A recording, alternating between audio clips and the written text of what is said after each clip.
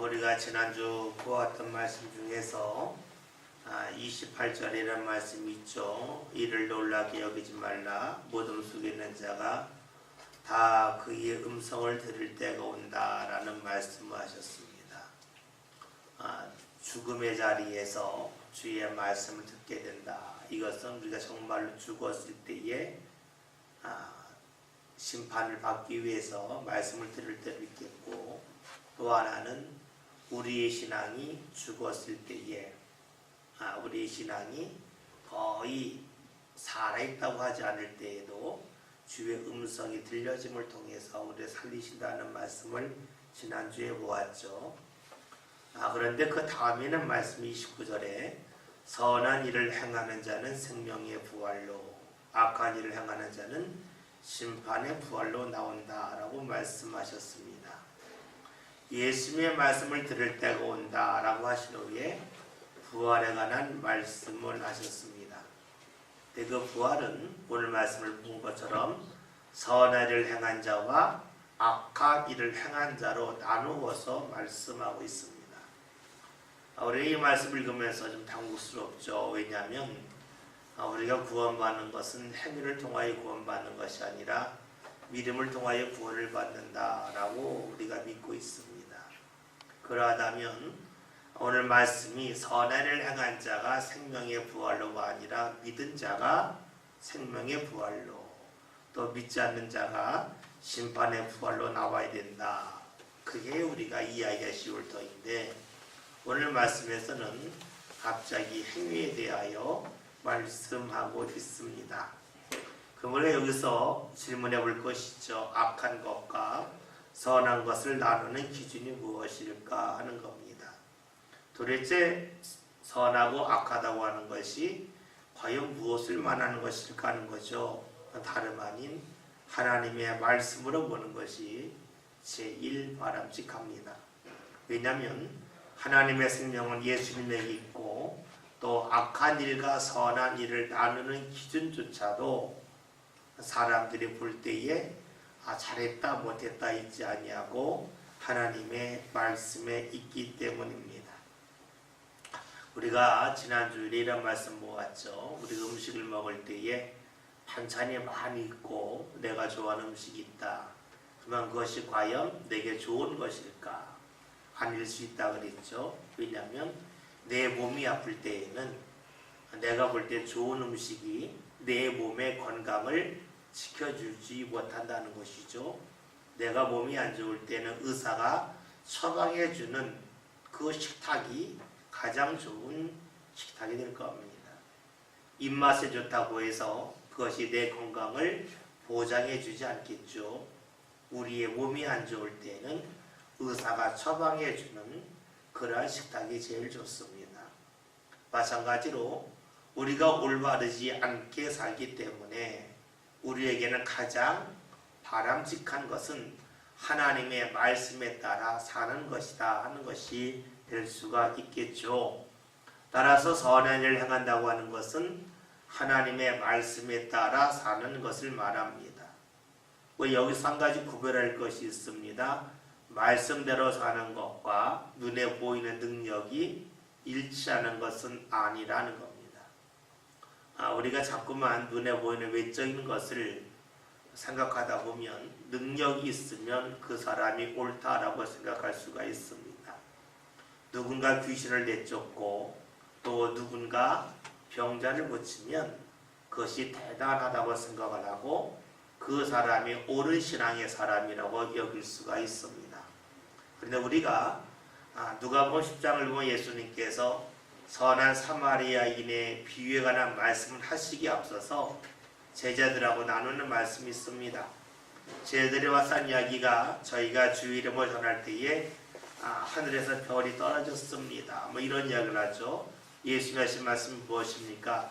야, 그런 거 말고 너희 이름이 하나님 나라에 기록된 것으로 기뻐하고 즐거워하라 하셨습니다. 그 말씀 속에는 그런 능력을 행한다 할지라도 하나님께서 하나님 나라에 그의 이름을 기록하지 아니할 수 있다는 것이죠. 또 마태복음 7장에 있는 말씀을 보면 예수님 하신 유명한 말씀 있죠. 야 주여 주여 하는 자마다 다 하나님 나라에 가는 것이 아니다. 그 앞에 있는 말씀을 보면 사람들이 제가 주의 이름으로 능력을 행하고 많은 일을 행했습니다. 이때 주께서 하신 말씀이 야 나가라 이 불법을 행하는 자들아 말씀하셨습니다. 달리 말하면 우리가 볼 때 눈에 보이는 외적인 능력을 많이 행할 수가 있습니다. 예수님의 이름으로 행할 수가 있습니다. 그러나 그렇다고 해서 그것이 반드시 하나님께서 기뻐하시는 일만은 아니다 하는 것이죠. 왜냐하면 그런 능력을 행한다 할지라도 하나님께서 보시기에 바람직하지 않는 사람이 있다는 것입니다. 왜냐하면 하나님께서 주신 것을 하나님께 영광 돌려야 되는데 하나님께서 주신 것을 자신을 위하여 쓴다면 자신의 영광을 위하여 사용한다면 그 또한 하나님께서는 마다하실 만한 그런 일이라는 것이죠. 우리가 하나님 앞에 11절을 드립니다. 내게 주신 것을 하나님이 내게 주신 거라고 믿고 드리는 거죠. 그럼 물질만 그럴까요? 능력도 마찬가지겠죠. 그런데 우리의 그 능력에 대해서는 자꾸만 그 능력을 받은 사람이 하나님 앞에 영광을 돌렸는지 아니면 하나님 앞에 영광을 돌린 척 했는지 잘 분별하지 못할 때가 있겠죠.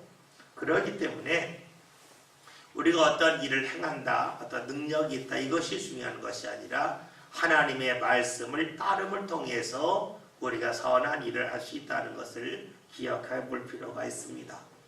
그런데 선하다고 하는 것은 하나님의 말씀을 따르는 거라 그랬어요. 그러면 하나님의 말씀은 우리에게 어떻게 다가올까요? 하나님의 말씀의 특징이 있죠. 그것은 하나님께서 사람마다 주시는 말씀이 조금씩 다 다르다는 것입니다. 왜냐하면 하나님 우리 한 사람 한 사람을 살피시지 하나님이 모든 사람을 한꺼번에 대하지 아니하신다는 겁니다. 그것은 무엇을 말하냐면 우리의 그 삶의 자리가 다르지요. 여자가 있고 남자가 있고 어린아이가 있고 나이 든 사람이 있습니다. 다 달라요.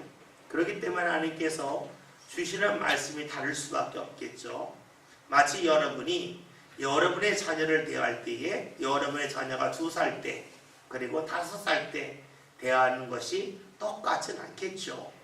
하나님이 우리에게 주시는 말씀도 각각 다르다는 것이에요. 그래서 우리가 선한 일을 한다는 것은 쉽게 말하면 하나님의 말씀을 따르면 된다라고 말하면 되겠지만 좀 더 깊이 들어가면 우리가 하나님의 말씀을 늘 듣기 위해서 힘쓰는 사람만이 하나님이 원하시는 말씀대로 살 수가 있고 선한 일을 행할 수 있다는 것이 되겠죠. 우리가 창세기 12장을 보면 아브라함이 하나님께 부름을 받습니다. 하나님께서 지시할 땅으로 가라 그러셨죠. 이때 아브라함이 어떻게 하나님께서 지시할 땅으로 갔습니까? 성경을 보면 그와 함께 가는 사람이 있는 것도 아니었고 그가 지도책에 있는 것도 아니었습니다. 성경이 이렇게 말씀합니다. 아브라함이 말씀을 따라갔고 라고 표현합니다. 여러분 하나님께서 아브라함에게 말씀을 따라가라고 인도하실 때에 처음부터 끝까지 100m 가면 오른쪽으로 가고 오른쪽으로 2km 가면 사거리가 나오는데 그때에 직진하고 이렇게 하나님이 말씀을 하신 것을 아브라함이 처음부터 다 외워가지고 움직였을까요? 결코 그러하지 않겠죠. 어떻게 했을까요? 하나님께서 아브라함에게 말씀을 주셨고 말씀을 따라갔다고 하는 것은 하나님이 똑바로 계속 가? 계속 갔겠죠. 어느 순간 하나님이 이번에는 쭉 가지 말고 왼쪽으로 가라. 골목길로 가라. 이렇게 말씀하셨겠죠. 그러면 쭉 걸어가고 있는데 사거리가 나왔습니다. 하나님의 말씀에서 계속 앞으로 가는 거죠. 근데 하나님의 말씀이 들려주면 그때 오른쪽 왼쪽 그때 정하겠죠. 그렇다면 할 수 있는 것이 있어요. 누가 말씀을 따라갈 수 있을까?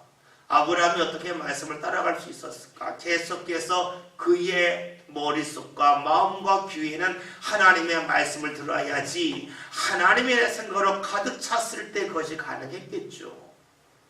만약에 아브라함이 하나님의 말씀을 따라간다면서 자신의 아내나 조카, 놋과 계속 이야기하고 또 거기에 자신의 모든 것을 걸었다면 주님이 말씀하셨어도 못 들을 수가 있겠죠. 우리가 말씀을 따라간다고 하는 것은 그냥 글자로만 보면 말씀 따라갔어 라고만 되겠지만 그 말씀을 따라가는 과정이 어떠했을까를 하나하나 살펴보면 계속해서 하나님을 잊지 않고 하나님을 기억하고 그러하였기 때문에 하나님의 말씀을 들을 수가 있었고 하나님의 말씀을 따라갈 수가 있었겠죠. 그 결과 하나님께서 말씀하신 가나안 땅에 들어갈 수가 있었습니다. 우리는 역시 마찬가지 아니겠어요? 하나님께서 각 사람에게 주시는 말씀도 다르겠지만 나의 상태에 따라서 나의 상황에 따라 주시는 말씀이 다르겠죠. 젊었을 때 주시는 말씀이 있고 나이가 들었을 때 주시는 말씀이 있겠죠. 내가 건강할 때 주시는 말씀이 있고 또 내가 몸이 건강하지 못할 때 주시는 말씀이 있다는 겁니다. 특별히 하나님 앞에 충성함에 있어서는 그럴 수 있습니다. 또 나는 전혀 달라지지 않았는데 내 주위에 사람이 많은가 적은가 내가 만나는 사람이 그 모습이 어떠한가 따라서 주님께서 우리에게 주시는 말씀은 똑같을 수는 없을 것입니다. 그러하다면 우리가 주의 말씀을 따르는 일, 그 일을 통해서 선한 일을 하고 그 선한 일을 함을 통해서 우리가 생명의 부활로 나오려 한다면 우리는 항상 주의 말씀을 듣고자 하는 그러한 믿음의 준비가 필요하고 또 주의 말씀을 듣고 우리가 순종함을 통해서 우리는 선한 일을 행할 수 있다고 하는 것을 알 수가 있습니다. 오늘 말씀을 보면 선한 일을 하는 사람은 생명의 부활로 나온다고 그랬습니다. 생명의 부활로 나온다고 하는 것은 무엇을 말할까요? 물론 죽었다가 다시 살아서 천국 간다는 말씀도 되겠지만 우리 일상적인 삶으로 보면 주님께서 내가 주의 말씀을 따라 사는 선한 일을 할 때에 내 삶을 어떻게 해요? 새롭게 뒤바꿔 주신다는 거 되겠죠. 마치 우리가 그 나비가 날기 전에 이 번데기를 탁 떨쳐버리고 날지 않습니까? 그것처럼 우리의 삶도 어떻게 해요? 무언가 버리게 하시고 날아오르게 하시겠죠. 다시 말하면 이것이 신앙의 성적으로 볼 수 있을 겁니다. 그것이 바로 생명의 부활로도 볼 수가 있겠죠. 우리 말씀을 읽을 때에 내가 죽으면 생명의 부활로 나올 거야 라고 말씀을 읽을 수도 있겠지만 하나님이 주는 생명의 역사가 내 삶 가운데 내가 살아있는 동안에도 나타날 수가 있고 그것이 드러나는 방법이 무엇일까? 선한 일을 하는 것인데 그 선한 일은 주의 말씀을 따르는 것이고 주의 말씀을 따르기 위해서는 내가 항상 주님 앞에 내 삶의 귀를 기울여서 말씀을 듣고 따르는 거다라고 본다면 이 말씀이 우리 삶 가운데 더 깊게 다가올 것입니다. 그러면 오늘 말씀을 보면 악한 일을 행하는 자는 심판의 부활로 나온다라고 말씀하고 있습니다. 악한 일이라고 하는 것은 주의 말씀을 따르지 아니했다는 것이 되겠죠. 심판의 부활로 나온다. 즉 죽음의 자리에 있다라고 볼 수가 있을 겁니다. 우리가 지금 신앙생활을 하면서 하나님의 은혜를 받는다고 하는 것이 무엇일까요? 그것은 주의 은혜가 계속 공급된다는 겁니다. 그리고 은혜 받지 못한다는 것은 은혜 공급이 차단됐다는 겁니다. 우리는 신앙생활을 할 때에 하나님께서 내게 복을 주실 때 나 가만히 있는데 뭐 쏟아주신다 이렇게 생각할 수가 있겠지만 좀 더 우리가 냉정하게 본다면 그것은 나무와 같겠죠. 나무가 있습니다. 나무에 가지가 있죠. 가지에 열매가 맺어 있죠. 그런데 이 가지에 열매 맺는 것은 가지가 나오고 나서 한동안 시간이 지나야 열매가 조금씩 맺혀지죠. 근데 열매가 하나만 맺는 것이 아니라 여러 가지 맺잖아요. 여러분 이 상태를 생각해 봅시다. 이 상태에서 이 가지가 나무가 떨어졌어요. 그러면은 나무에서부터 올라오는 영양분이 더 이상 공급되지가 않죠. 그러면 열매를 맺을 열매가 커지지 않겠죠? 새로운 열매가 나오지 않겠죠? 그것이 바로 뭡니까? 그것이 심판이라는 겁니다. 심판은 하나님이 내게 있는 것을 뺏어가는 게 심판이 아니에요. 물론 그것도 심판이라고 말할 수가 있겠지만 그렇게 말하면 우리의 신앙이 뭐라고 할까? 심판 받는지 안 받는지를 몰라요. 심판은요, 뺏어가는 경우는 별로 없습니다. 하나님이 주시는 은혜가 차단되는 겁니다. 나무로 말하면 가지에서 가지가 나면 떨어지는 겁니다. 어떻게 될까요? 지금 있는 것은 열매가 있어요. 근데 새로운 게 맺혀지지 않는 거예요. 새로운 은혜가 공급되지 않는 거예요. 은혜는 무엇입니까? 하나님이 계속해서 은혜를 공급해 주셔서 나무에 붙어있는 가지가 맨 처음에 열매가 한두 개뿐이 없었는데 열매가 많아지고 그 열매가 커지는 거가 되겠죠. 그리고 그것은 다음에는 또 계속 이어지겠죠. 우리가 하나님의 은혜를 받는다고 하는 것은 하나님과 관계를 계속 맺어나가면서 하나님이 내 삶 가운데 열매가 자라게 하시고 열매가 나게 하시는 것을 말하는 거가 될 겁니다. 반면에 심판이라고 하는 것은 하나님이 주시는 은혜가 차단되어서 더 이상 새로운 열매가 맺혀지지 않고 그 열매가 제대로 익어가지 않고 썩어가는 것을 말할 수가 있겠지요. 그렇다면 심판은 무엇일까요? 차단입니다. 차단을 다른 말로 하면 무엇일까요? 은혜가 멈췄다라고 볼 수 있을 것입니다. 나무에서는 무언가 영양분을 공급하는데 이 줄기가 받지 못하는 것이죠. 이것은 무엇을 말할까요? 주님은 주시는데 내가 못 받는 겁니다. 또 다른 말로 하면 주님은 앞서가시되 나는 멈추는 것입니다. 심판이라고 하는 것은 다른 데 있지 않습니다. 주님은 가시는데 나는 멈추는 게 심판입니다. 주님은 나를 끌고 가시는데 내가 끌려가지 않는 것이 그것이 바로 심판입니다. 왜요? 따라가지 아니하면 주님께서 주시는 은혜를 제대로 받지 못하기 때문이죠. 그 은혜를 제대로 받지 못한다고 하는 것은 내 삶 가운데 맺혀낼 열매가 제대로 맺지 못하는 것이에요. 이렇게 본다면 우리는 좀 더 말씀을 쉽게 볼 수가 있어요. 왜 고집 피우는 게 안 좋을까요? 고집 피우는 것은 주님이 가는데 난 멈춰서는 거 아니겠어요? 주님 홀로 가세요. 나 이 자리에 있을게요. 그것은 결국 주의 은혜가 차단되는 것을 말합니다.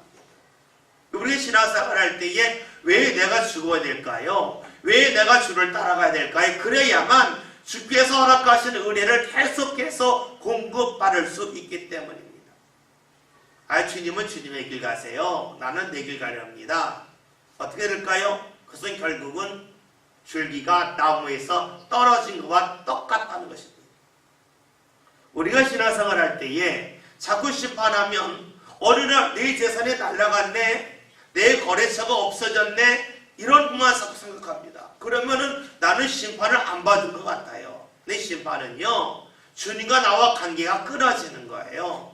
그래서 새로운 은혜를 공급받지 못하는 겁니다. 그 이유는 내가 나를 주장하기 때문이죠. 말씀을 따르지 않기 때문입니다. 오늘 저와 여러분이 주의 말씀을 왜 따라야 할지, 그리고 주의 말씀을 따르기 위해서 내 귀가, 내 마음과 내 생각이 항상 주님을 향하여 모아져야 되는 사실을 꼭 기억하며 사셨으면 좋겠습니다. 우리 자꾸만 심판하면 뭐 빼앗기는 거 없는가? 여러분, 하나님은 우리를 협박하는 분이 아니에요. 너 말 안 듣면 빼앗을게, 그렇지 않으세요. 너 말 안 듣냐? 그만 내가 너에게 줘도 너는 못 받지, 이겁니다. 그러니까 하나님은 우리를 협박하지 않아요. 주고 싶은데 네가 그거 받아야 되지 않겠니? 그러면 어떡하냐? 내가 갈 때 같이 가야지. 이게 주님께서 우리에게 원하시는 신앙이라는 것입니다. 30절에 있는 말씀을 함께 같이 보겠습니다. 같이 봅니다. 내가 아무것도 수동할 수 없노라. 듣는 대로 심판하노니 나는 나의 뜻대로 하려 하지 않고 나를 보내신 이의 뜻대로 하려고 내 심판은 용이라. 아멘. 예수님 하신 말씀이 나는 아무것도 스스로 할 수 없다 그럽니다. 그럼 이 말씀을 가지고 좀 비아냥거리는 사람이 이러죠. 숨도 혼자 못 쉬나 밥도 혼자 못 먹나 이렇게 말할 수 있습니다. 우리가 간혹가다 이렇게 고백할 수 있어요. 저는 하나님 없이는 아무것도 못해요. 그러면 야 나는 하나님 안 믿으러 밥 먹고 화장실도 가고 그러는데 너는 그러면 화장실 가서도 하나님이 함께하냐? 밥 먹을 때 하나님 함께하냐? 그거 어떻게 하냐? 이렇게 비아냥거릴 수 있습니다. 그렇죠. 우리가 말을 할 때에는요 뜻을 알고 말해야 돼요. 뜻을 모르고 말하면 누군가 나에게 질문할 때 할 말이 없습니다. 지난주 선교 예배 있죠. 하나님이란 하나님 하신다. 전 정말로 그 말씀이 너무너무 어려웠어요. 간혹 가다가 제가 목회자이기도 하고 그 전에도 교회 열심히 다니는 사람이 그럽니다. 하나님이란 하나님이 하셔. 이 말씀을 자주 하더라고요. 근데 문제는 저는 그 말씀의 뜻을 모르겠어요. 왜냐면 내가 교회에서 내가 일했는데 내가 교회에서 전도사로 일했고 또 교회에서 여러 가지 일을 많이 했는데 왜 내가 일했는데 왜 하나님 하신다고 그러지? 이게 진짜 이해가 안 되더라고. 사람들은 그 말을 너무 많이 해요. 하나님이란 하나님이 하십니다. 하나님이 하십니다. 그러면 하나님이란 하나님이 하신다면 내가 공부 안 해도 하나님이 다 성적 잘 나오게 해주셔야지. 내가 일 안 해도 내가 부자가 되게 해주셔야지. 뭐 그런 마음도 드는데 차마 질문은 못하겠더라고요. 너무너무 어려웠어요. 그런데 말씀 읽고 목회하면 깨닫는 것이 있습니다. 하나님 일을 하나님 하신다고 하는 것은요. 하나님이 마음을 주셔야만 하나님의 일을 할 수 있다는 겁니다. 다시 말하면 하나님이 마음을 주지 않고 하나님의 일을 하면 그 일은 결국에는 내 일이 됩니다. 그러니까 하나님 일을 한다고는 하지만 그것이 내 일이 될 수도 있습니다. 교회를 한다고 하지만 그 교회의 일이 하나님을 위한 일이 아니라 내 이름을 높이기 위한 일일 수도 있습니다. 그렇죠? 그리고 공무원들이 국관리에 일한다고 말하지만 때로는 국관리와 일할 때도 있겠죠. 그러나 때로는 자기 욕심을 위해 일할 때도 있잖아요. 마찬가지죠. 우리들도 하나님 일을 한다고 그러지만 그 일을 함을 통해서 내가 높아지고 싶고 내가 사람들 위해 서고 싶은 마음이 있잖아요. 그러면 그 일은 누구 일이에요? 하나님의 일을 가장한 내 일이 되겠죠. 하나님의 일을 하나님이 한다고 그러는 것은 하나님의 일을 할 때에 하나님이 그 마음을 주셔야지만 정말로 하나님의 일이 됩니다. 그리고 하나님이 그 마음을 끝까지 붙잡아 주셔야지만 계속해서 하나님의 일을 할 수가 있습니다. 때로는 내가 욕심을 갖지 않고 정말로 주를 위하여 하나님의 일을 할 수가 있어요. 그러나 내 마음을 갖고 하면 결국엔 지쳐요. 결국에는 못해요. 결국엔 그 일을 하다가 그 일에 대해 짜증이 나고 원망이 나고 마음이. 여러 번 말씀드렸죠. 교회를 하나님 일을 믿으시면 그 일을 너무 잘하려고 하지 마세요. 열심히 하면 됩니다. 잘하려고 하면 어떻게 됩니까? 그 속에서 지칠 때에 나도 모르게 원망이 나오고 잘하려고 하다 보면 2명일 것 4명이면 더 잘할 테니까 왜 2명이 안 왔을까? 그렇게 되겠죠. 그러니까 나도 모르게 하나님의 일을 하다가 내 일이 되어버리고 말아요. 하나님의 일을 하다가 그 일이 교일이 되고 말아요. 그러니까 하나님의 일을 하나님이 하신다고 하는 것은 내 마음속에서 하나님이 내 마음을 주장해야만 계속해서 하나님의 일을 감당할 수가 있고 그 일이 내 일이 되지 않고 또 교회 일이 되지 않는다는 것이에요. 잊지 마십시오. 교회 일과 하나님의 일이 늘 일치하는 것은 아니라는 것이죠. 왜냐하면 교회의 모든 이들이 하나님의 뜻대로 100% 순종한다면 교회의 일이 그대로 하나님의 일이 됩니다. 그러나 우리가 교회에서 신앙생활 하면서 하나님을 믿는다고 그러지만 내 생각 들어가잖아요. 내 욕심 들어가잖아요. 사람들의 힘이 들어가잖아요. 그러니까 교회 속에는 하나님의 일이 있지만 100%다 하나님의 일이라고만은 말하기는 어렵습니다. 그래서 우리가 하나님의 일은 하나님이 하신다는 거예요. 그 마음을 붙잡아 주셔야지만 그 일을 통해서 하나님 일을 할 수가 있습니다. 오늘 말씀 예수님이 하시면서 내가 아무것도 스스로 할 수 없노라 말씀하셨습니다.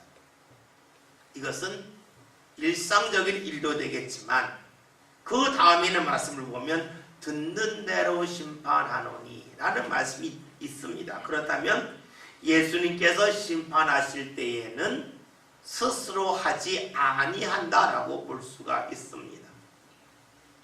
열왕기상 3장을 보면 그 솔로몬이 1000번째 드린 말씀이 나오죠. 1000번째 드리고 나서 그가 잠을 자다가 꿈속에서 하나님을 만납니다. 이때에 솔로몬의 유명한 고백이 있죠. 종은 작은 아이라 출입을 알지 못합니다. 저는 사실 이 말씀도 되게 어려웠어요. 너무너무 어렵더라고요. 종은 작은 아이라고 하는 것은 키가 작다는 게 말하는 게 아니라 아직 정신적으로 크지 못했다면 그런 뜻이 되겠죠. 출입을 알지 못한데 너무 쉽잖아요. 여러분 여기서 출입구 모르는 분 있어요? 다 알잖아요. 들어가 나오면 다 아는데 왜 솔로몬이 나는 출입을 알지 못했을까? 사실 그 말씀이 굉장히 어려웠어요. 근데 말씀을 계속 읽다 보면 이런 마음이 들다가 출입 들어가고 나오고 다시 말하면 시작과 끝을 모른다는 말이구나. 이렇게 이해가 되니까 솔로몬이 말했던 그 말이 무슨 말이겠구나 하는 것이 이해가 되었습니다. 다시 말하면 솔로몬이 어떻게 시작해야 하나님의 뜻에 맞을지 어떻게 마무리를 져야 하나님께서 기뻐하실지 저는 그것을 모릅니다. 이런 뜻이지 제가 집에서 나갈 때에 출입구가 어디가 있는지 모른다 이런 뜻은 아니겠죠. 그런데 우리가 그냥 말씀 읽을 때에 종은 출입을 알지 못합니다 하면 그 말씀이 무슨 뜻인지 잘 이해가 안 되지만 삶으로 본다면 하나님 제가 어떻게 시작하는 것이 하나님께서 기뻐하시는 일이고 그 일을 어떻게 마무리 져야 하나님께서 기뻐하십니까? 이것을 저는 알지 못합니다 라고 본다면 그래 그런 고백할 수 있겠다 하는 마음 가질 수 있습니다. 오늘 우리들도 역시 이런 눈으로 본다면 솔로몬의 고백을 할 수 있지 않겠어요? 하나님 제가 어떻게 하는 것이 하나님이 원하시는 일을 시작하는 것입니까? 내가 어떻게 마무리 져야 이 일을 통해서 하나님께서 영광 받으시렵니까? 우리는 이거 항상 물을 수밖에 없죠. 기도할 수밖에 없겠죠. 그러니까 솔로몬의 고백이 그만의 고백이 아니라 믿음으로 살고자 하는 사람들의 모든 고백이 되어야 된다는 것을 우리는 알 수가 있습니다. 예수님께서 여기서 아무것도 알지 못하다 말씀하신 것은 그 뒤에는 말씀을 보면 어떤 말씀이 나와요? 듣는 대로 심판한다 라는 말씀이 나와요. 그렇기 때문에 예수님 하신 말씀 아무 것이라고 하는 것은 심판과 관련된 말씀임을 알 수가 있겠죠. 29절에서 생명과 그리고 심판에 관한 부활에 관한 말씀이 있었습니다. 우리가 29절과 30절을 연관해 본다면 선한 일과 악한 일을 나누는 것은 예수님 스스로 하는 것이 아니라는 것이 됩니다. 이 말씀을 30절과 연관해서 본다면 하나님께 듣고 한다 하는 것이 되겠죠. 듣는다고 하는 것은 귀로 듣는다로 되겠지만 그것은 주의 뜻을 따르는 가운데 한다가 되겠죠. 우리가 한국말에 이런 말이 있죠. 너는 왜 내 말 안 듣냐? 그러면은 간혹가다 저 말 들었는데요. 귀로 잘 들었는데요. 이상하잖아요. 말을 듣는다라고 하는 뜻에는 귀로 듣는다가 아니라 들은 것을 행한다는 뜻이 있죠. 그래서 구약 성경에서 순종한다는 말씀을 귀로 듣는다는 뜻이에요. 그 귀로 듣는다는 것이 확대되면 뭐가 되겠어요? 그 들은 말씀대로 움직이는 거가 되겠죠. 우리가 너는 왜 내 말을 못 들어? 왜 내 말을 알아듣지 못해? 뭐 이런 이야기 할 때에는 이해하지 못해도 되겠지만 왜 따르지 않느냐는 말도 되겠죠. 어떠한 부활로 나오느냐의 결정은 예수님이 하세요. 그런데 그 예수님이 그 결정을 하시는 것은 철저하게 하나님의 뜻을 따릅니다 하는 것이죠. 우리가 26절에는 이런 말씀이 있어요. 아버지께서 자기 속에 생명이 있음 같이 아들에게 생명을 주어 그 속에 있게 하셨고 아들에게 생명을 주어라는 말씀이 있습니다. 이 말씀은 하나님의 뜻으로 볼 수가 있겠죠. 그래서 예수를 믿어 구원받는다, 예수님이 나를 믿는 자는 구원을 받는다 하시는 그 말씀조차도 예수님이 스스로 하신 것이 아니라 하나님의 뜻 가운데 말씀하셨다라고 보면 그 말씀이 좀 쉽게 다가올 겁니다. 이제 예수님은 내가 아무것도 스스로 할 수 없노라 라고 하는 말씀을 설명하시는데, 그래서 하바드 이런 말씀이 있죠. 나는 나의 뜻대로 하지 않고 나를 보내신 이 뜻대로 하려 함으로 라고 말씀하십니다. 예수님이 심판하실 때에, 판단하고 결정하실 때에 자기가 하지 아니하고 자기를 보내신 하나님의 뜻대로 한다는 것입니다. 그러기에 예수님 말씀하신 내 심판은 의롭다라고 말씀하십니다. 즉 예수님이 판단하신 것이 옳고 그름은 예수님이 하나님을 따랐기 때문이라는 것입니다. 예수님께서 왜 이런 말씀을 하셨을까요? 그 일은 유대인들이 옳지 않다는 겁니다. 왜 옳지 않냐? 결정할 때에 자기를 마음대로 결정한다는 것이죠. 하나님의 뜻을 따르지 않고 자신의 결정을 다 내공합니다. 그렇기 때문에 예수님은 나는 옳지만 너희는 옳지 않다라고 말씀하시는 것이죠. 그렇다면 이것은 무엇을 말합니까? 예수님은 하나님을 믿은 것이고 유대인들은 자기 뜻대로 행하니까 하나님을 믿지 않았다라고 볼 수 있습니다. 여러분, 믿는다고 하는 것이 입에만 있지 않죠. 믿는다고 하는 것은 반드시 삶이 바탕이 되어야 됩니다. 삶이 바탕이 되었을 때에 진짜 믿는 거가 되겠죠. 하나님을 믿는다고 하는 것은 하나님이 결정하시는 것을 믿는다가 되는 겁니다.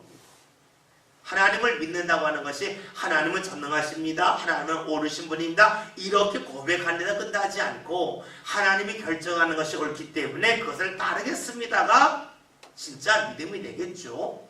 그리고 하나님이 주시는 말씀이 나의 상황에 따라 다르다 그랬습니다. 내 나이에 따라서 다르겠죠.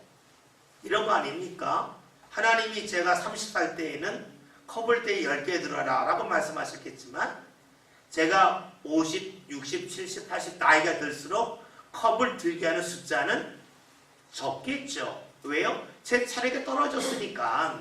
그러니까 하나님의 말씀은 늘 우리의 상황에 맞게 주신 거가 되겠죠. 감당할 만한 말씀을 주시겠죠. 따라서 우리가 주의 말씀을 계속해서 듣고자 하는 사람만이 하나님의 뜻대로 살 수가 있다고 볼 수 있습니다. 요한복음 5장은 우리가 앞에 있는 말씀을 보면 베데스다 여목과에서 38년 된 병자를 예수님이 고치신 말씀을 시작하죠. 그리고 그 사건 이후에 사람들이 하는 말이 무엇이냐면 왜 안식일날 병을 고치느냐 하는 그 논쟁이 나옵니다. 따라서 지금 있는 말씀은 안식일의 논쟁 속에서 계속해서 이어지는 것입니다. 유대인들의 주장이 무엇입니까? 안식일에 병자를 고치면 안 된다 하는 것입니다. 안식일에는 가만히 있어야 된다 하는 것입니다. 달리 말하면 안식일은 체제를 유지하는 날이에요. 왜요? 아무것도 하면 안 되니까, 일하면 안 되니까, 뭘 바꾸면 안 되니까 안식일은 뭡니까? 있는 그대로 쭉 살라 이겁니다. 근데 예수님은 안식일에 병자를 고쳤습니다. 다시 말해 예수님은 안식일은 무언가 새롭게 하는 날이라는 것이죠. 봅시다. 유대인들이 생각하는 안식일은 하나님의 날인데 하나님의 날에 그대로 그냥 쭉 가는 것일까? 예수님은 그게 아니라는 겁니다. 하나님의 날의 특징이 무엇이냐? 그것은 잘못된 것, 부족한 것을 고치는 날이라. 그러니까 예수님이 병자를 고치지 않겠습니까? 따라서 예수님 보실 때 안식일은 세제를 유지하는 날, 그대로 내 삶을 쭉 이어가는 날이 아니라 하나님을 통해서 새로워지는 날이라는 겁니다. 새로워진다고 하는 것은 다른 말로 하면 새롭게 만들어진다는 것이고, 또 다른 말로 하면 새로운 창조가 나타나는 날이라는 것이 되겠죠. 주일이 어떤 날일까요? 나를 유지하는 날일까요? 나 자신을 그대로 끌고 가는 날일까요? 나 자신을 새롭게 하는 날일까요? 예수님이 생각한 안식일은 나 자신을 그대로 내버려 두고 그냥 오늘 그냥 보내라 하는 것이 아니라 나를 새롭게 해주시는 날이 바로 안식일이라는 것이 되겠죠. 세상 풍파에 우리의 삶이 많이 지쳐있는데, 지쳐있는 우리를 야 힘들지 하는 것도 되겠지만, 세상 풍파에 우리가 시달려서 우리의 마음이 비뚤어지고 우리의 생각이 잘못되어지고 이것을 바로 잡는 날, 이것이 바로 새롭게 하는 날이 되겠죠. 여러분, 그렇다면 우리가 주의 말씀을 듣는다는 것은 무엇을 말할까요? 내 모습을 그대로 내버려두고 위로하는, 그것도 주의 말씀이 되겠지만, 진정한 주의 말씀은 우리의 삶을 새롭게 교정하여서 우리의 삶을 새롭게 만들어주는 날이 되겠지요. 그것이 바로 예수님께서 병자를 고치셨다 하는 말씀과 맥을 같이 할 것입니다. 우리는 말씀을 읽으면서 이런 생각을 꼭 해야 될 것입니다. 예수님께서 38년 된 병자를 고치신 이 말씀이 오늘 우리들 삶 가운데 이루어지는 말씀이 된다면 과연 이 말씀은 우리에게 어떻게 다가올 것인가에 대한 생각을 꼭 해야 되겠죠. 우리가 요한복음 5장을 읽은 이유는 말씀을 지식적으로 많이 알기 위함이 아니잖아요. 이 말씀을 통해서 내가 어디에 가서 나 성경 이만큼 안다 자랑하기 위함이 아니죠. 우리가 이 말씀을 읽는 이유는 주님의 역사가 그 당시로 일어났듯이 오늘 우리들 삶 가운데로 일어나기를 원합니다 하는 마음을 갖고 이 말씀을 읽고 있잖아요. 그러면 이 말씀이 어떻게 이루어질까요? 내가 새로워지는 것, 내가 교정되는 것 아니겠어요? 그러려면 오늘 우리에게 필요한 것은 말씀을 통해서 내 삶 가운데 부족한 부분들이 드러나는 것이고, 그것을 보듬어가는 일이 필요하겠죠. 그럴 때 우리는 요한복음 5장에 나와 있는 말씀이 우리 삶 가운데로 이루어지는 말씀으로 다가올 것이고, 체제를 유지하는 그런 유대인의 안식일이 아니라 무언가 새롭게 만들어주고 새롭게 일으켜주시는 예수님이 말씀하신 그 안식일이 우리 삶 가운데로 나타날 것입니다. 여러분, 그래서요, 주일에는 나의 부족함이 드러나는 것이 꼭 나쁜 일만은 아닙니다. 그리고 이를 통해서 우리가 주님 앞에 다시 서는 일, 그 일이 필요하겠죠. 여기 컵이 있습니다.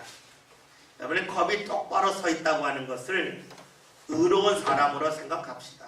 그러면 쉽겠죠? 컵이 똑바로 서 있듯이 내 삶에 똑바로 서 있다는 겁니다. 그러면 주일은 뭘까요? 컵이 삐뚤어진 거가 되겠죠. 이해되시죠? 예? 그러면 주님께서 왜 우리에게 자꾸만 의롭게 살라고 컵을 똑바로 세우실까요? 그것은 뭐예요? 컵에다가 물을 담을 때에 삐뚤어져 있으면 컵이 물을 아무리 부어도 채울 수가 없습니다. 컵이 똑바로 되면 될수록 컵에 채울 수 있는 물의 양이 많겠죠. 마찬가지 아니겠어요? 우리의 삶이 바르게 서면 설수록 하나님이 내 분량에 맞는 은혜를 주실 터인데 그 은혜를 온전히 받을 것이고, 내 삶이 삐뚤어졌다면 하나님이 내 삶의 분량에 맞는 은혜를 아무리 부어주신다 할지라도 그 은혜를 내가 제대로 받지는 못하겠죠. 여러분, 우리가 신앙생활하면 하나님이 내 것을 빼앗아 가신다 이런 생각 안 가졌으면 좋겠어요. 왜 우리가 신앙생활하면 하나님을 두려워해요? 하나님을 보고 기뻐하고 감사해야죠. 하나님을 무서운 분으로 생각하면 우리가 여러분 교회 나올 때 그게 뭐 좋겠어요? 무서운 거 이상하잖아요. 그런데 무서운 분 앞에 와서 항상 기뻐하라 말이 안 되잖아요. 말씀은 항상 기뻐하라는데 나는 하나님이 무서워요. 근데 어떻게 기뻐해요? 기뻐할 수 없잖아요. 말씀 앞뒤가 안 맞는 거예요. 항상 기뻐하려면 하나님은 무서운 분이야 좋은 분이어야 되겠죠. 그 좋으신 분이 우리에게 자꾸 말씀하시는 이유는 무언가 말씀 안 지키면 빼앗아가기 위함이 아니라 주님께서 우리 보고 안타까우신 거죠. 야, 너 왜 줘도 못 받니? 네가 조금만 바로 서면 내가 주는 거 충분히 받는데, 이런 하나님의 마음속에서 우리가 하나님을 대한다면 그래, 하나님을 만나면 기쁜 일이지. 말씀 듣는 것이 기쁜 일이지. 이렇게 되겠죠. 신앙생활 하면서요, 자꾸 심판하지 않았으면 좋겠어요. 간혹가다면 교회 중에서 목사님 설교할 때 심판을 무섭게 설교하시는 분들이 있어요. 특히 요한계시록 인용해 나가면서 아주 무섭게 막 설교를 하시는 분들이 있어요. 저는 그런 말씀을 읽으면서 야, 저 교인들은 기쁠까? 기쁘겠어요? 여러분이 아버지 이야기할 때 아버지 뭐가 떠오르면 아버지 나 어릴 때 때렸던 거, 나 학교 갈 때 말 안 들으면 뭐 가방 빼앗던 거, 밥 재료 안 먹으면 밥상 씻어버렸던 거, 뭐 이런 거 이야기한다고 생각해 보세요. 그 아버지가 얼마나 좋겠어요? 아버지 무섭죠. 근데 아버지는 뭐예요? 아, 아버지는 나를 위해서 밥상을 차려주셨어. 내가 아프면 나를 이렇게 일으켜주시면서 내가 먹을 수 죽을 끓여주셨어. 그거 얼마나 좋겠어요. 여러분, 하나님도 마찬가지예요. 말씀 왜 따라야 될까요? 말씀 따르지 않으면 무언가 뺏길까봐가 아니에요. 말씀을 내가 지킴을 통해서 하나님의 은혜를 바르게 받을 수 있다. 컵이 똑바로 서 있어야 물을 많이 물 수 있듯이 내가 말씀대로 서야 주의 은혜 충분히 받지. 여러분, 그렇게 대한다면 말씀이 보기 쉬워져요. 항상 기뻐하라. 아, 맞지. 아, 하나님 예수를 보내신 이유 맞지. 다 되잖아요. 왜 주를 따라오라고 그랬을까? 따라가지 않으면 주시는 거 못 받아서 결국은 나무의 썰의 가지와 같은데 말씀 따라가야지. 이거 되겠죠. 우리가 주를 따라갈 때 좀 힘들 수 있어요. 그러나 가만히 있느라고 주의 은혜를 놓치면 그것은 지혜로운 일이 아니죠. 여러분, 가만히 있는다는 것이 아무것도 안 한다는 게 아니에요. 지금 내 방식대로 그대로 사는 걸 말하는 거예요. 유대인들이 말했던 안식일은 뭡니까? 지금 그대로 있어, 이거죠. 지금 그대로 있어. 이게 유대인이 말한 안식일이에요. 예수님은 야, 그대로 있으면 되겠니? 네가 바꿔줘야지. 내가 너 일으켜줄게. 이것이 바로 예수님의 말씀 안식일이 되겠죠. 우리가 가만히 있는다고 하는 것은 내 모습을 그대로 유지하겠다는 거예요. 어떤 사람도 완벽한 의인은 없습니다. 컵이 다 삐뚤어진 겁니다. 그러니까 어떻게 하나님, 어떻게 하면 컵이 똑바로 쓸까요? 어떻게 하면 주연을 더 바를 수 있을까요? 여기에 초점을 맞춘다면 내가 달라지고 말씀을 따르는 일이 부담스러운 일이 아니라 감사한 일로 다가올 것입니다. 31절 함께 말씀을 듣겠습니다.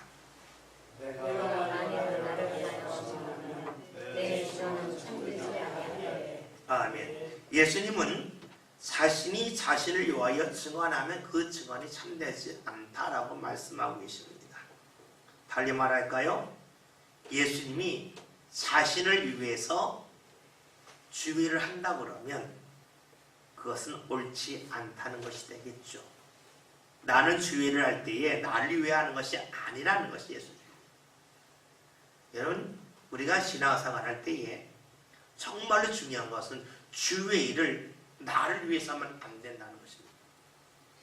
내 만족을 위해서 하면 안 된다는 것이에요.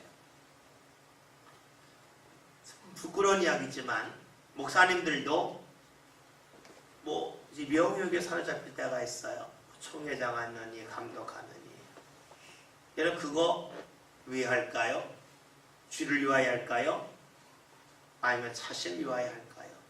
예, 물론 주를 위하여 한다고 말은 하겠죠. 그런데 정말로 주를 위한 것일까? 스스로에게 물어보면 맞다 라고 말하기는 그다지 쉽지 않을 것입니다. 오늘 우리들도 역시 그러할 수 있습니다. 주의를 할 때에 예수님은 말씀하셨잖아요. 나는 나를 위해 증언하지 않는다. 내 이름을 높이기 위해 증언하지 않는다. 나를 자랑하기 위해 증언하지 않는다. 나를 드러내기 위해 증언하지 않는다. 증언이라는 말을 일로 바꾸면 쉽죠. 나는 나를 드러내기 위해 하지 않는다 하는 것입니다. 여러분, 그것은 정말로 어려운 일입니다. 그러나 예수님은 그렇게 하셨습니다. 그렇게 하셨기 때문에 예수님의 증언은 참될 수 있었습니다. 이거를 다른 말로 이렇게 할 수가 있겠죠. 예수님은 자신이 죽었습니다. 자신이 죽었기 때문에 자신을 드러내지 않았고 바로 하나님을 드러낼 수 있었습니다. 다른 말로 할까요? 우리가 무언가 욕심이 들어가면, 내 욕심이 들어가면 그 증언은 왜곡되고 맙니다. 욕심이 들어가고 나면 그 일은 내 일이 되고 맙니다. 예수님은 욕심을 부리지 않으셨습니다. 내가 더 빠져야지, 내가 나를 좀 드러내야지, 이렇게 자신을 주장하지 않았습니다. 하나님을 잊고 자신을 생각하는 말을 한다면 그 말은 참될 수 없다 하는 것입니다. 당시 유대인들은 자신들의 이름을 높이고 싶었습니다. 우리가 잘 알고 있는 누가복음 18장에서 바리새인의 기도가 있죠. 주님, 저는 저 세리와 같이 아니함이 너무나 감사합니다. 사람 들으라고 하는 기도이기도 하죠. 그러나 그 속에서는 나를 드러내고 싶은 마음이 너무나 많이 있습니다. 우리가 놀랍게도 오늘 말씀 31절을 보면 내가 만일 나를 위하여 증언하면, 만일이란 말씀이 있습니다. 이것은 예수님도 그럴 가능성이 있을 수 있다는 거가 되겠죠. 만일이 들어가면 그럴 수 있다는 겁니다. 그런데 그렇게 하지 아니하셨습니다. 왜냐? 늘 자신을 먼저 버리셨기 때문입니다. 우리는 말씀을 읽다 보면 이렇게 읽을 수가 있습니다. 예수님의 십자가가 어느 날 갑자기 지신 게 아니구나 하는 것을 알 수가 있습니다. 예수님의 십자가는 드러난 것일 뿐이고 예수님의 삶 자체가 이미 자신을 죽인 거였습니다. 자신의 상급을 버린 것이었습니다. 내 이름을 드러내지 않겠다는 겁니다.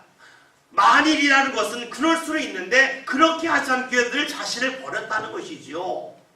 그러니까 우리가 요한복음을 읽으면 알 수 있는 것은 예수님의 십자가는 공생의 맨 마지막에 어느 날 지신 십자가가 아니라 이미 하나님의 일을 하시면서 계속해서 이미 본인이 죽어 있었습니다. 자신의 뜻이 죽어 있었죠. 이렇게 본다면 예수님은 이미 십자가를 지신 것이었어요. 십자가를 지신 분이 계속해서 지셨을 뿐입니다. 오늘 우리가 지나가는 것은 무엇일까요? 십자가를 지는 것이죠. 예수님 말씀하셨죠. 아무든지 나를 따르려거든 자기 십자가를 지고 날마다 따를 것이라. 누가복음 9장 23절에서 말씀하셨죠. 간혹가다 이런 이야기 하시는 분이 있습니다. 자신의 집에 힘든 일이 있으면 네, 제가 저를 십자가예요. 그렇게 말합니다. 그게 십자가입니까? 여러분, 십자가는요 다른 데 있지 않습니다. 내가 죽는 게 십자가입니다. 주의 말씀을 따르는 것이 십자가입니다. 그 십자가를 이 땅에서 진 사람이 맨 마지막까지를 질 수 있습니다. 예수님 말씀하셨죠. 내가 만일 나를 위하여 증언하면 나를 위하여 증언할 기회가 엄청나게 많이 있지만 나는 그렇게 하지 않았다는 겁니다. 왜요? 자신을 버리셨기 때문에, 말씀 앞에 자신을 죽이셨기 때문에, 하나님의 뜻을 앞세우셨기 때문이라는 것이지요. 오늘 저와 여러분이 하나님의 말씀 앞에서 나를 내려놓는 일, 그를 꼭 해나 나갑시다. 그럴 때 우리의 삶은 내가 나를 증언하지 않습니다. 내가 나를 자랑하지 않습니다. 그럴 때 주님께서는 십자가를 지신 예수님을 부활의 주님으로 세워주셨듯이 우리의 삶도 주의 말씀의 십자가를 지고 감을 통하여 하나님께서 우리에게 영광의 부활을 허락하시는 귀한 날이 다가올 것입니다. 십자가 없이 어떻게 부활이 있겠습니까? 말씀 앞에서 나를 버리는 그 일 없이 어떻게 하나님께서 우리 삶 가운데 허락하시는 영광된 일이 다가오겠습니까? 내가 나를 위하여 증언하지 않았다니 주의 말씀을 꼭 기억하면서 하나님, 제가 제 영광 나타내지 않겠습니다. 제가 저를 드러내지 않겠습니다. 이러한 믿음의 고백이 저와 여러분의 고백이 꼭 될 수 있길 바라겠습니다. 그래야 주님께서 오늘 우리의 삶을 인정해 주시는 그런 일, 야, 네가 하는 일이 참되다. 너의 삶이 다르다. 내가 너를 끝까지 붙잡을 수밖에 없구나. 이런 말씀이 들려진다면 감사한 일이 되겠지요. 오늘 우리가 주의 말씀을 여러 가지 살펴보았습니다. 우리가 어떤 불로 나올 것인가 하는 말씀도 보았었죠. 그리고 말씀이 바로 선하고 악함을 나누는 기준이 된다고 그랬죠. 그 말씀은 사람마다 다르게 주실 것이고 내 상황에 따라 다르게 주실 겁니다. 그러기에 우리가 계속해서 내게 주시는 주의 말씀 감동을 받기 위하여 귀를 기울이는 삶에 살아야 되겠죠. 그럴 때 비로소 우리에게 주의 은혜는 임할 것입니다. 주의 역사는 우리에게 무언가 뺏어가는 것이 아니라 허락하시는 것이죠. 그리고 계속 공급해 주는 겁니다. 따라가지 않으면 결국 있는 것이 멈추는 거고 말라버리는 거 되겠죠. 유대인들이 안식일을 유지하려고만 그랬죠. 예수님은 바꿔주려고 했습니다. 세워주셔서 은혜를 주시기 위함이죠. 저와 여러분이 말씀을 통해서 세워지고 주님 앞에 가까이 나가는 가운데 주의 은혜가 채워져서 저와 여러분의 삶이 어제보다, 아니 어제는 모르겠는데 한 1년 전보다 봤더니 확실히 주께 주신 기쁨이 많네. 주의 은혜가 넘치네. 이런 고백이 자연스럽게 나올 수 있기를 주의 이름으로 기원드립니다. 기도합니다.